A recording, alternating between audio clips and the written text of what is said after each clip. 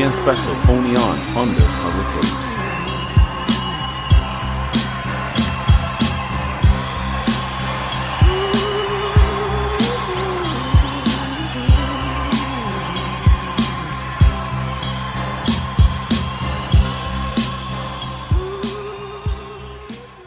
Hey everybody, welcome to a new UCPN special. I'm your host, Al Mega, and today I'm honored to be joined by a very accomplished writer that's doing an amazing children's series that's very popular.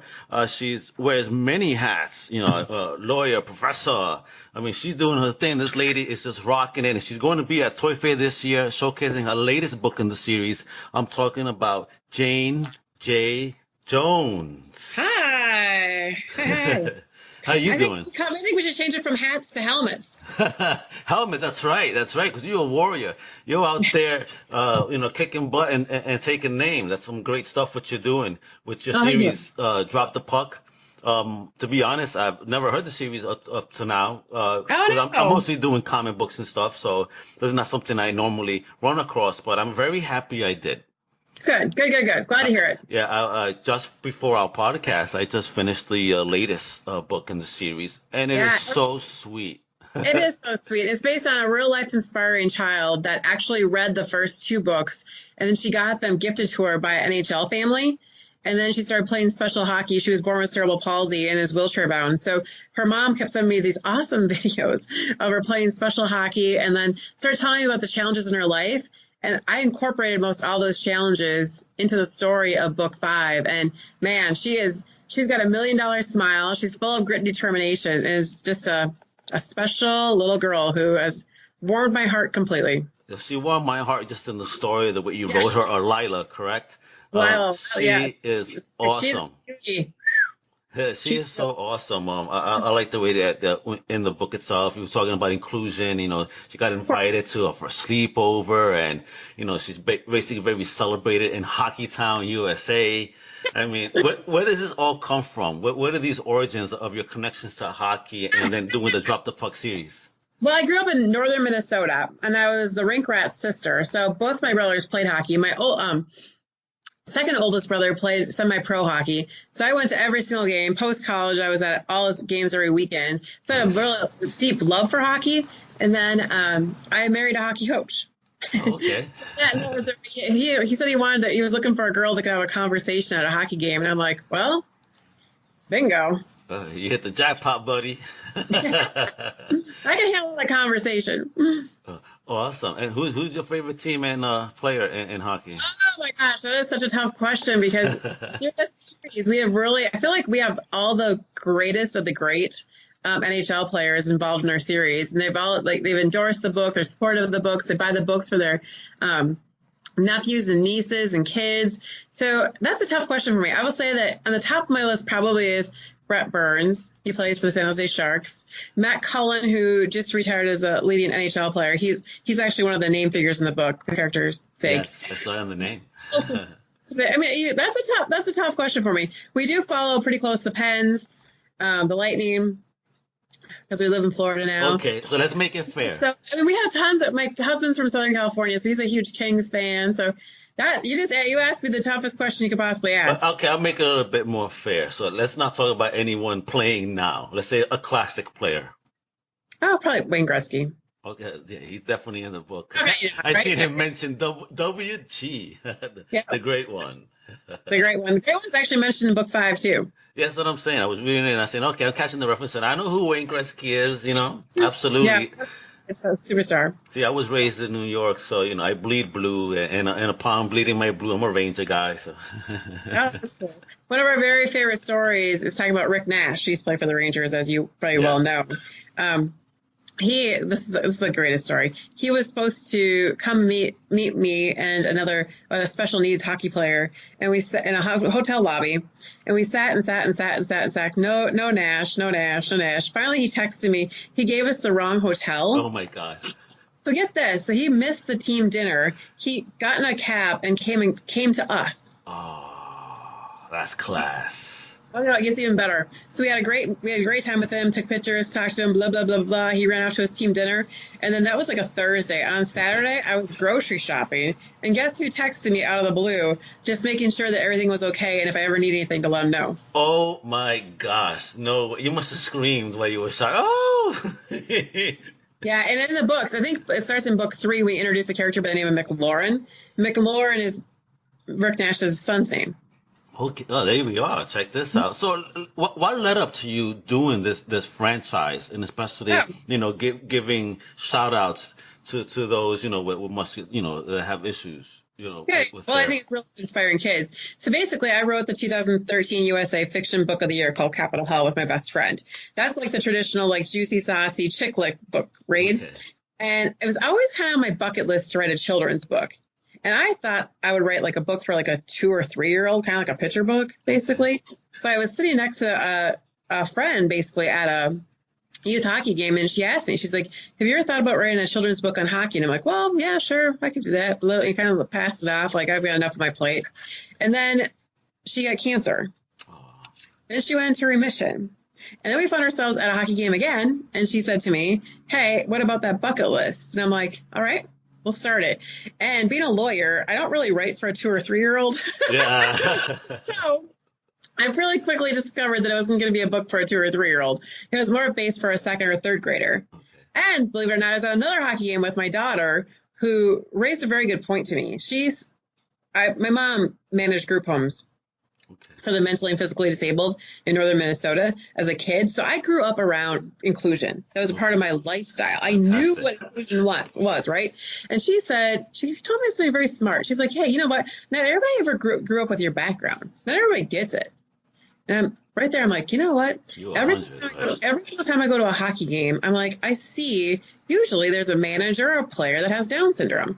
So that's how I started incorporating that in the first book, was like, this is my opportunity to teach. And then it just grew from there, where now I think we have 2 characters that have Down syndrome, a player that plays sled hockey, a player that has ADHD. And then, of course, we have little Lila that's got cerebral palsy that skates and plays. But it really is about true life inspiring kids. So all these stories have been told to me over the basically last couple of years. So then I do incorporate them. I get pictures all the time about, here's a good picture for you to like use an illustration off of, or here's a really good story that our hockey team did, blah, blah, blah. Maybe you could use this in the next book. And that's kind of how it's taken off and ran. That's fantastic. How did you meet the illustrator? Because you do have some illustrations in the book to kind of help the imagination Yes. along. Yeah. That was a friend at the hockey game that has cancer. Really? Oh, wow. Bless you. She's a great job. Fantastic job. And how is she today? Great. I think she's doing well. She is owning a couple of hardware stores, as it says in the back of the book, and loving life and healthy as a clam, I would say, but I don't know if that's for necessary.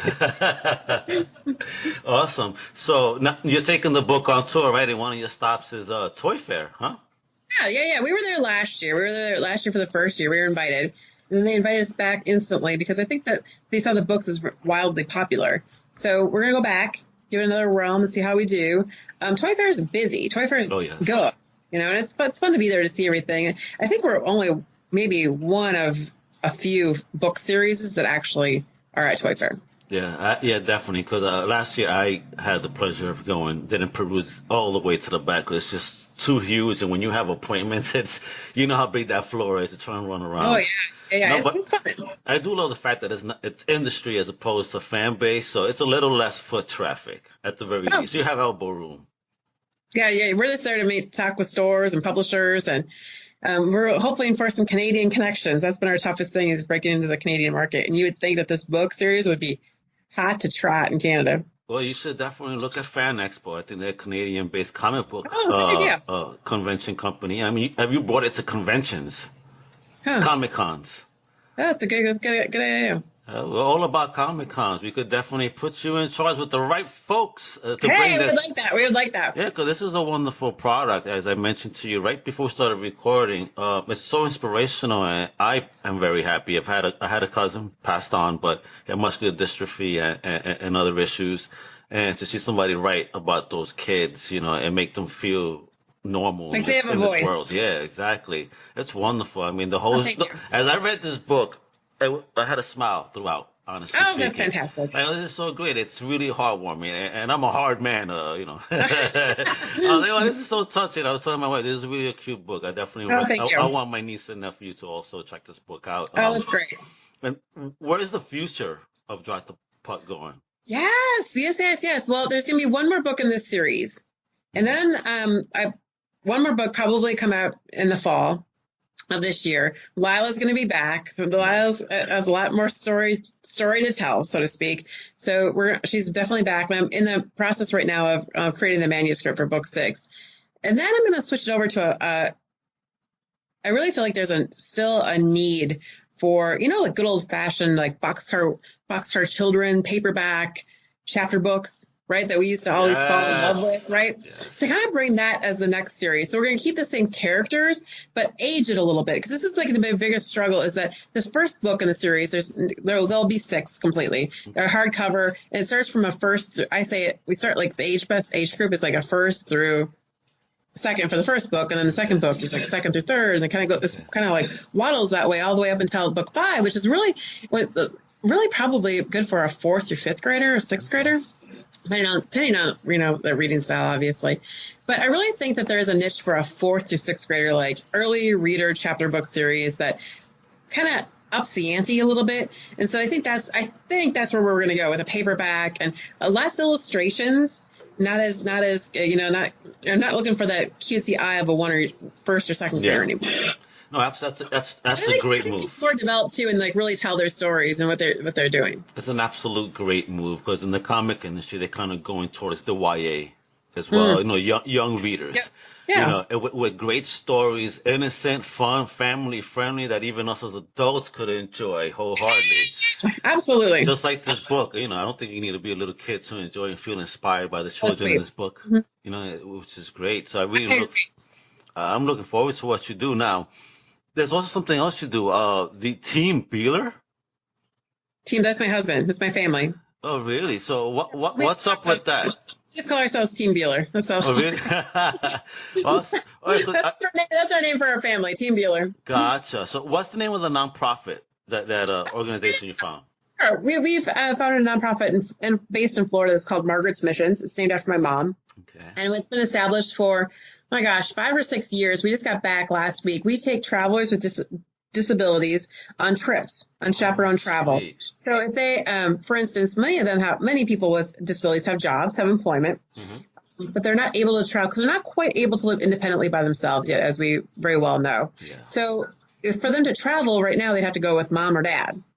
Well, what 35-year-old or even 25 trip with mom or dad, right? So we started a nonprofit where we take travelers with disabilities on trips. So we're with a group of 18 travelers on a cruise last week.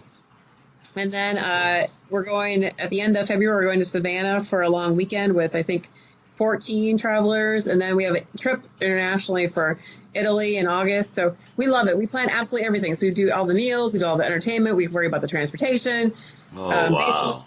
Pack it all, but it also, I think we live and preach what we say, because we do believe in folks with independent skills, job skills, and that it's one thing to be independent at home, right? It's a different thing to be independent on the road. So we really make sure that it's not just, you're not playing video games in mom's basement for the rest of your life. We don't believe in that. We believe in going to get a job, showing those freedoms, but also be able to take yourself onto travel and experiencing great things and different things. Experience life. Being afraid of it. Yeah. Experience it. No disability should hold anyone back from experiencing life as a whole. 100%. God bless you guys. Seriously, that's really great stuff that you guys are doing. You're really strong advocates for this stuff, aren't you? This is great. We breathe it. I always say we walk the walk. Yeah, definitely. I'm digging it. And where can our fan base, our listenership, go to check out what you guys do and even maybe support? Oh, well, there's 2 different websites. So the very first website is for the books. That's officialadventures.org. Okay. The second website is for the trips. You can see all our great pictures out there, read about us, and read about where we're off to next. It's margaretsmissions.com. So check them out. Look at them. Let us know. That's awesome. So even before we go, then my last question: Have you personally met the children that you've written about? Every one of them. Which one will you? That's true. So basically, I haven't met McLaurin or Yeager Stephen, who is based off of the son of Brett Burns. Gotcha. I haven't met Brett Burns yet. I've met him through email a zillion times. Like if we were to email him right now, he'd respond back in a heartbeat. Gotcha. But I've not met him. I'm hoping to do that. We're going, during Toy Fair, actually. We're going to the Rangers game. Oh, so I'm going to drop him a message. They play the Sharks that same Saturday. So I'm hoping to maybe meet up afterwards and give him a couple more books. That's awesome. 'Cause I wanted to ask you, like, which one of the kids were you like most awe of meeting? Like that you maybe felt a big connection with it, like, oh my God, I can't believe I'm actually meeting due to a connection just on. Probably Lila, because I wrote, so everybody else I met before I wrote the book. Lila was the only one where I met her, I talked to her mom before, and I wrote the book, and then I met her. Yeah. So there's a difference there. Mm-hmm. Oh, absolutely. Yeah. I think it was authentic. I think I captured who she was after meeting her. That really highlighted my life. Oh, that's so sweet. Well, Jayne, Comic Crusaders Undercover Capes is here to support you 110% on any and all of your endeavors. What you guys are doing is absolutely sweet and amazing. I implore all our listeners to please definitely put their money into digging in on this whole book collection, because you have a sweet sale where everybody could get all 5 books for a pretty sweet price, right? Yeah, very good deal. $50. Yeah, you heard that. 5 books. 5 hardcover books. Yeah, hardcover. And then if you pick up the latest book as well, I believe you signed them as well. Oh, sure. Love to. Look at that. You see it makes a really good birthday present. There you go. Definitely, folks. It's a family-friendly Triple J right here. Thank you for taking the time, taking your time today and talking a bit about this amazing book series. And again, everybody check out her website. I'll leave all the details underneath the podcast today. And everybody, may you have a blessed and beautiful day. This is an Undercover Capes production.